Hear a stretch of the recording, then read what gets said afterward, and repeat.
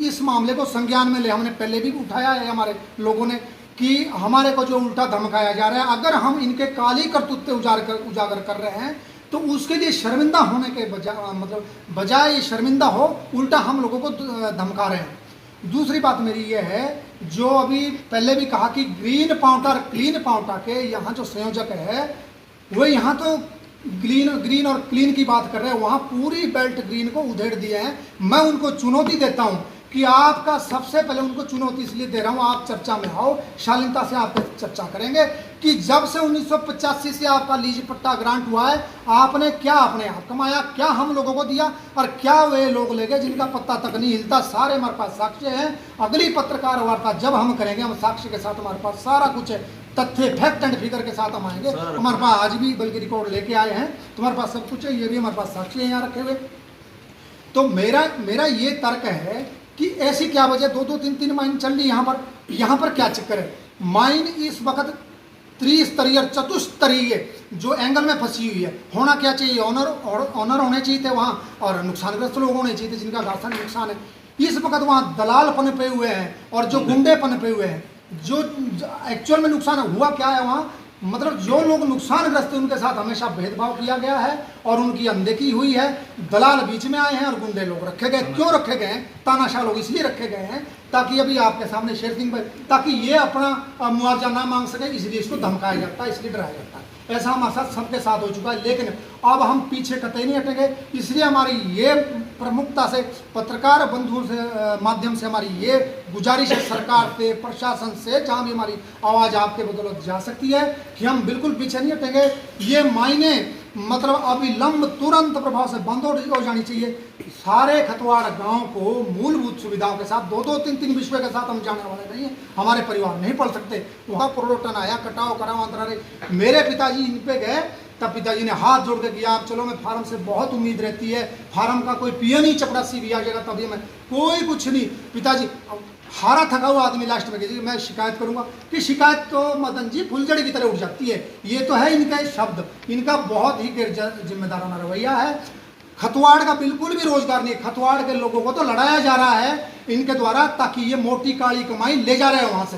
बोला गया एक बार हम मिले कि हम थोड़ा बना रहे हैं, रिपोर्ट बना रहे हैं, इसे बंद कराएंगे इसको, लेकिन अभी तक कृत कार्रवाई जो कोई हुई होगी असरदार, वो हमें नजर नहीं आई। उम्मीद जरूर है एसडीएम साहब से, एमओ साहब से हमें कोई उम्मीद नहीं है। एमओ साहब तो उनके रक्षक बने हुए हैं, मतलब एक जिम्मेदार होकर ये बात ऑन रिकॉर्ड कह रहा हूँ कि एमओ साहब से तो हमें कोई उम्मीद नहीं है। एमओ साहब अगर सजग होते तो हमने क्या बिगाड़ रखा, हमने क्या बिगाड़ा है। और इसको लांग के ये कम से कम पूरी रिजर्व फॉरेस्ट की धार बिठा चुके हैं। कहाँ है हमारे रेंजर साहब और कहाँ है हमारे जो है, बहुत अंधेरी कर दी है, कोई पूछने वाला नहीं। पूरी की पूरी धार 90 डिग्री के एंगल में बिठा रखी है। वहीं जो शेर सिंह भाई हमारे सिवा, इन्होंने अभी उसी की भी बात करी, तो इनकी वहाँ कोई प्रॉपर्टी रही होगी, तो पूरी की पूरी धार बिठा रखी। कम से कम अंदाजतन में 500-600 फुट गहरी है ये, और नीचे जाके कारनामा देखो इनका, कम से कम 30-40 फुट लंबी और 30-40 फुट सुरंग, जो ये गांव वालों ने भी देखी, मैं जिसके हमारे पास साक्ष्य हैं आज भी रखे हुए, उसके बावजूद भी कोई सुनने वाला नहीं है। और हजारों, आप एक बात देखिए सर, हजारों लाखों पेड़ इसमें से मतलब सारे काटे गए हैं। ऐसा तो नहीं हो सकता, जो जितना एरिया ये बिठाया गया है रिजर्व फॉरेस्ट का गांव वालों का, ऐसा तो नहीं है कि इसमें पेड़ नहीं थे। पेड़ थे, दाएं भी पेड़, बाएं भी पेड़, ऊपर भी पेड़, नीचे नहीं और उस जगह नहीं है, वो सारे बिठा रखे। किसने एनओसी दी? क्या हिमाचल सरकार ने एनओसी दी? क्या रिजर्व फॉरेस्ट ने एनओसी दी है? कोई सब लिपापोती का मामला है। ये मायने तुरंत तत्काल प्रभाव से बंद होनी चाहिए। जब हम लोगों को मूलभूत सुविधाओं के साथ दूसरी जगह खतवाड़ गाँव को बसा दिया जाएगा, तब उसको चलाओ, जो मर्जी करो। हम तो बोलते बोलते चिल्लाते चिल्लाते थक गए। ऐसी चीजें होती है। 2016 में मेरा नोट कर लो, मैंने तब भी कहा था समस्याओं के बारे में, और ये कहा था बंद होनी चाहिए। अब विभाग नहीं करता, हमारे से पहले विभाग घुल मिल रहा है, कोई नई लचर रवैया है, ऊपर से दबाव पड़ता है। हम क्या करें? सतपाल जी और आप तो उस समय 2016 में जब चला ग्रीन पॉइंट की बात करते हैं, लेकिन हमारी जो हरी पट्टी को उजाड़ने का श्रेय भी उन्हीं को जाता है। दूसरी तरफ दूसरे खनन माफियाओं को, एक दूसरा खनन माफिया भी वहाँ पे पिछले 4 साल से कंटिन्यू जो है मलबा पूरे खाले में जो इसको फेंक रहा है बिना किसी डंपिंग यार्ड के।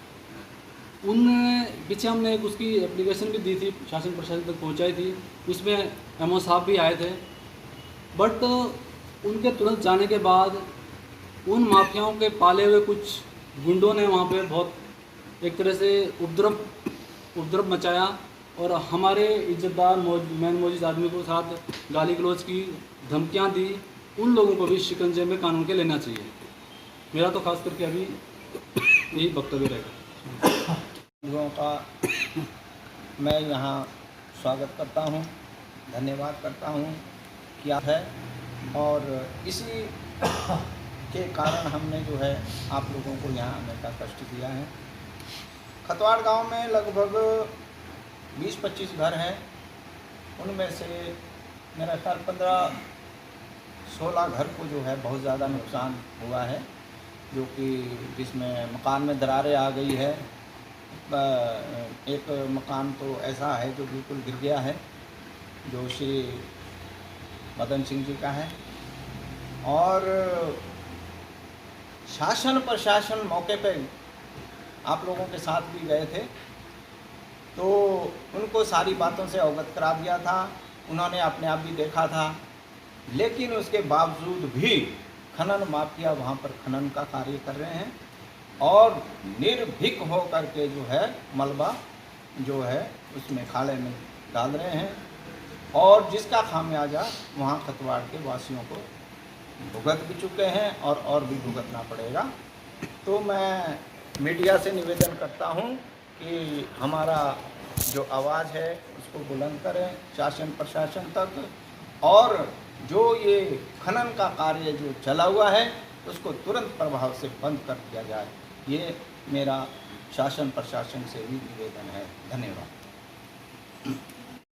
उन्होंने तबाही मचा रखी है जी। खतवाड़ गाँव तो बिल्कुल खतरे झंडे पे है जी, बिल्कुल। धन्यवाद।